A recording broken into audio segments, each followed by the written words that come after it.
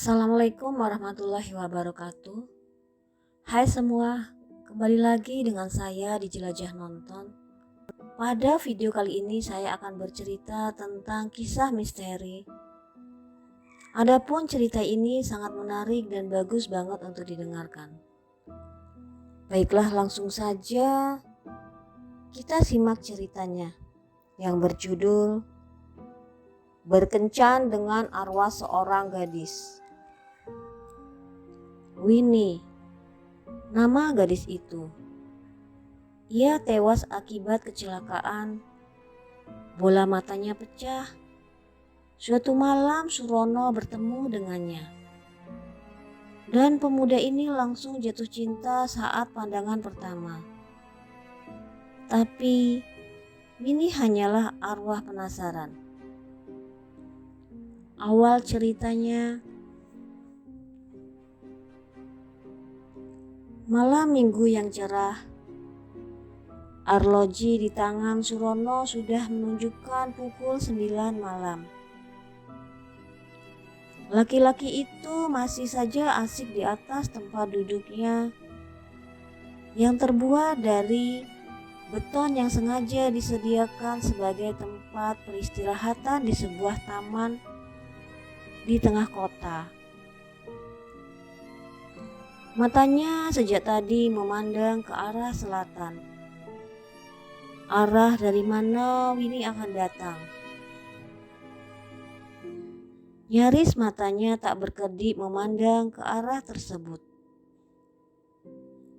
Terbayang di pelupuk matanya Winnie datang sambil mengurai senyum manisnya di bibir. Sudah sejak pukul 7 tadi ia berada di tempat itu.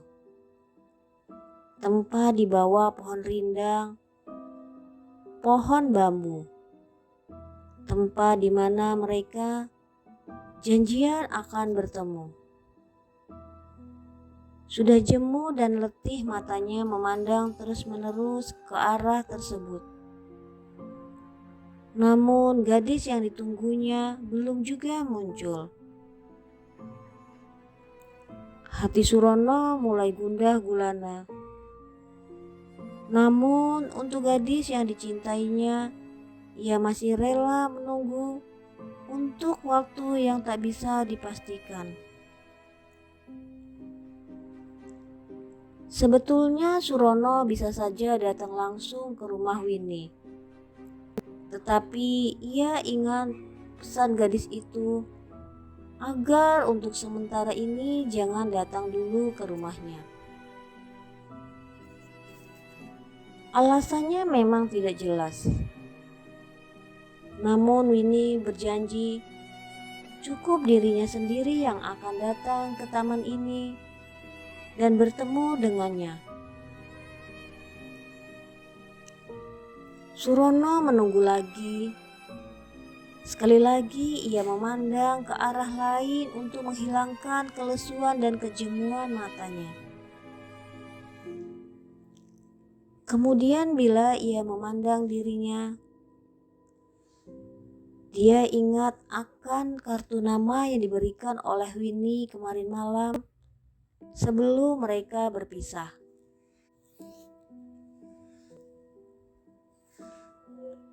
Dikeluarkannya kartu nama tersebut dari sakunya dan membacanya dalam hati. Di situ jelas tertulis nama dan alamat Winnie. Surono mengingat saat pertama pertemuan mereka kemarin. Malam itu Surono sehabis kerja lembur. Pulangnya ia sengaja melewati taman di mana ia duduk sekarang menunggu gadis yang mulai dikaguminya. Sekedar untuk cuci mata. Maklumlah, biasanya di taman ini sering dijadikan ajang kencan oleh para muda-mudi yang sedang kasmaran. Pemandangan yang indah dan suasana kalau malam hari yang romantis sangatlah mendukung. Malah ada beberapa pasangan yang mojok di sudut remang-remang Ada pula pasangan yang berasik masuk di atas sepeda motor atau memanfaatkan rerumputan untuk bercumbu mesra. Mereka melakukannya seolah tanpa beban apapun dan tidak memperdulikan keadaan mereka apabila ada sinar lampu mobil yang kebetulan melewati tempat itu. Pada saat Surono melewati pohon bambu yang sangat rimbun di bawah terangnya sinar lampu taman itu, ia melihat ada seorang gadis yang sedang duduk sendirian di bawahnya. Dengan suara yang sangat lembut, gadis itu menyapanya. "Baru pulang kerja ya Mas ya?" Seraya berdesir dada Surono mendengar suara nan lembut itu. Terlebih ketika ia sadar bahwa pemilik suara itu adalah seorang gadis cantik yang duduk dalam kesendirian. Belum sempat Surono menjawab, gadis itu kembali bertanya,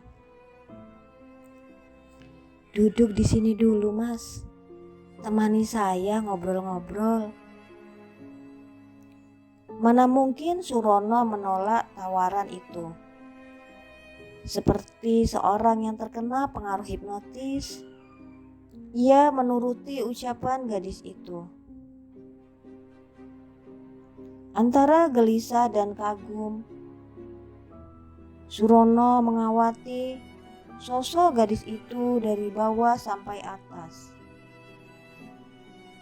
Tubuhnya bagus, meski terkesan agak bongsor.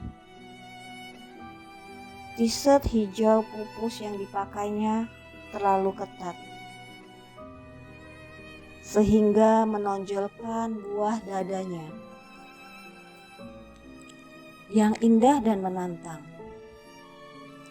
Serta rok mini berwarna hitam yang dipakainya pun sepertinya sengaja memperlihatkan pahanya yang putih dan mulus, sehingga membuat rangsangan orang yang melihatnya. Sungguh kesannya benar-benar menawan, seperti gadis-gadis masa kini. "Mbak sendirian?" tanya Surono berbasa-basi sambil mengambil tempat duduk di sebelah gadis itu. Dengan diselingi senyum yang manis dan manja, gadis itu mengangguk. Belum kenalan. Saya Winnie." Gadis itu memperkenalkan diri sambil memberikan tangan pada Surono. Agak ragu-ragu, pemuda itu menjabat erat dan ia merasakan tangan Winnie yang terasa dingin bagaikan segumpal es. "Sebenarnya saya datang kemari untuk menikmati keindahan malam di taman ini. Maklum, biasanya saya belajar terus dan tidak ada istirahatnya. Jadi malam ini saya ingin menenangkan pikiran," cerita Winnie tanpa diminta oleh Surono. Dalam sekejap keduanya tampak sangat akrab. Bagi Surono, Winnie adalah tipe gadis yang enak diajak ngobrol. Apalagi wajahnya memang cukup menawan. Agaknya Winnie pun beranggapan serupa terhadap diri lawan bicaranya malam itu.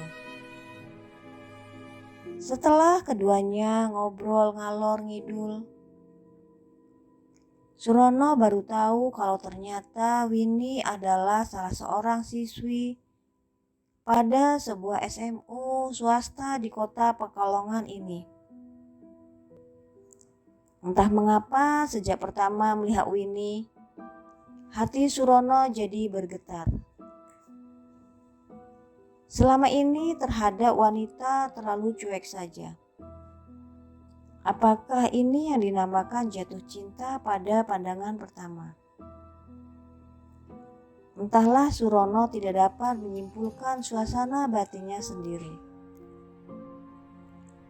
Tidak terasa waktu berlalu begitu cepat. Lama sekali mereka ngobrol di taman tempat kini Surono menunggu kehadiran Winnie. Sebelum berpisah ketika itu Surono berkata, "Agaknya kita harus berpisah sekarang, Win. Sebab sudah pukul 11 malam lebih." Winnie tidak menjawab. Kedua matanya yang bening beradu pandang dengan pandangan mata Surono. Ada sinar hampa yang sulit untuk dipahami. Hanya saja Surono berusaha memaklumi. Dari sinar mata Winnie diketahui bahwa perpisahan itu merupakan satu hal yang berat. Sambil tertawa Surono berkata, "Besok aku harap kita bisa bertemu lagi." Dia bergeser sedikit lagi dari tempat duduknya, merapatkan ke tubuhnya Winnie dan berkata lagi, "Boleh kan? Besok malam minggu aku ke rumah kamu." "Surono." Winnie membuka mulutnya. Suaranya pelan sekali dan penuh keraguan. Sebelum melanjutkan kata-katanya, gadis itu merogoh saku roknya. "Ini kartu namaku. Tetapi sebaiknya kamu jangan dulu datang ke rumahku.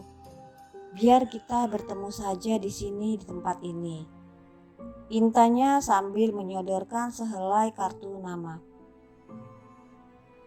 Mengapa aku tidak boleh datang ke rumahmu? Kamu malu bertemu denganku?" Surono tidak mengerti. Ada kebimbangan sangat mendalam mendengar Winnie berkata seperti itu. Gadis itu tidak menjawab. Malah kemudian terdengar isak-isaknya yang perih. "Kamu kenapa, Win? Apakah aku telah menyinggung perasaanmu?" Surono bertanya dengan bimbang. "Aduh, aku tidak sanggup mengatakan semua ini padamu." Tangan Winnie menutup wajahnya. "Mataku sakit, pedih sekali rasanya," rintihnya pilu. "Kamu kenapa, Win?" Surono mengulangi pertanyaannya. Hatinya semakin heran. "Tidak apa-apa. Sebaiknya aku memang harus pulang sekarang," kata Winnie sambil bangkit dari duduknya. "Hapuslah dulu air mata kamu, Win."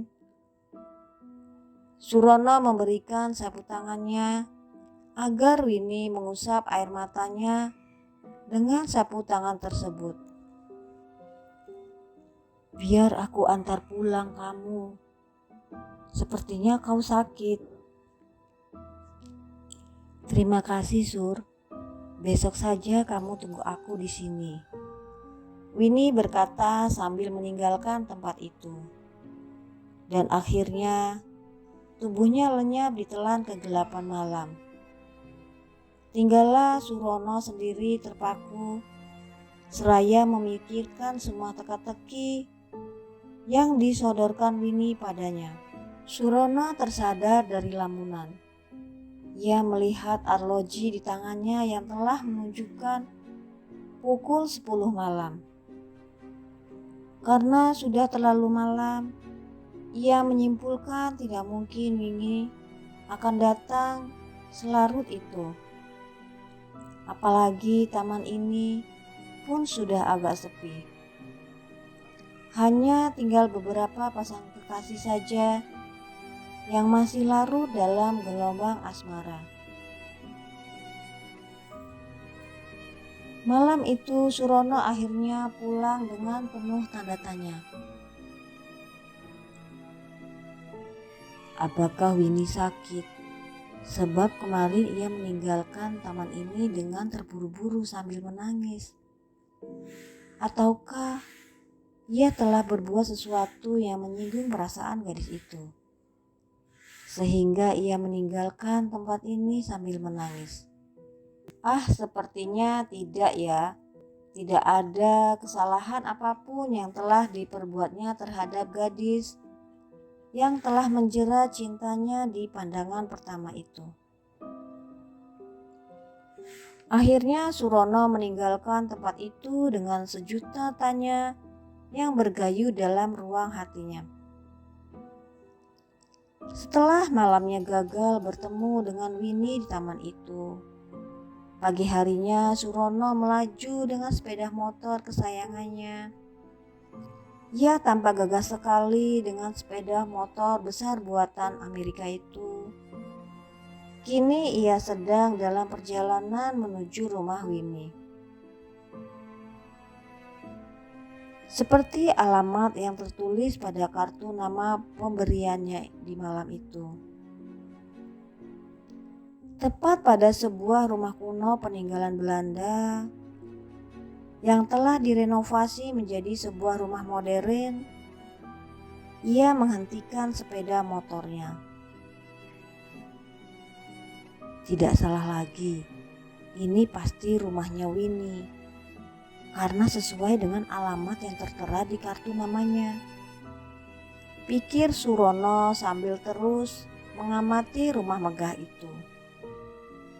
Kemudian ia memarkir sepeda motornya di pinggir jalan di depan rumah Winnie. Assalamualaikum. Surono memberi salam. Tak berapa lama dari dalam rumah muncul seorang kakek yang usianya kira-kira sudah 1/4 abad. Si kakek memandang tamunya dengan penuh selidik. Permisi kek, saya mau bertemu Winnie, tanya Surono mencoba menetralisir keadaan. Anak ini siapa?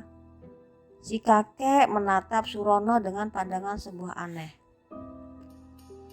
Saya Surono, teman Winnie kek, ujar Surono lugas. Apa Tuju tidak salah? Si kakek makin keheranan. Maksud kakek? Si kakek tidak memberikan jawaban. Dengan sikap yang santun, ia malah mengajak Surono masuk. Mari silakan masuk dulu. Surono masuk ke dalam rumah dan mereka duduk di sofa yang ada di ruang tamu. Begini nak, Winnie sudah meninggal. Kemarin malam adalah peringatan ke-7 hari meninggalnya. Cerita si kakek sambil menepuk bahu Surono, seolah ingin membantunya agar tidak terkejut mendengar berita itu.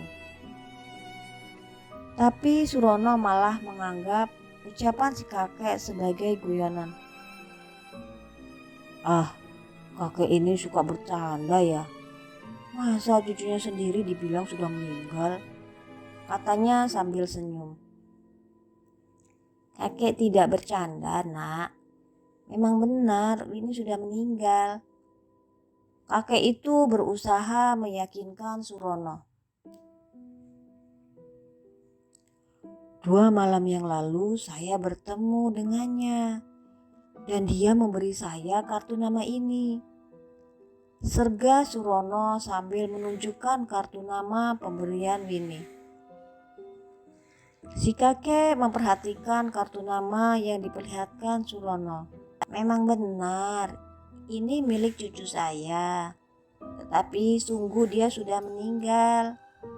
Sang kakek kembali meyakinkan Surono dengan suara berubah parau.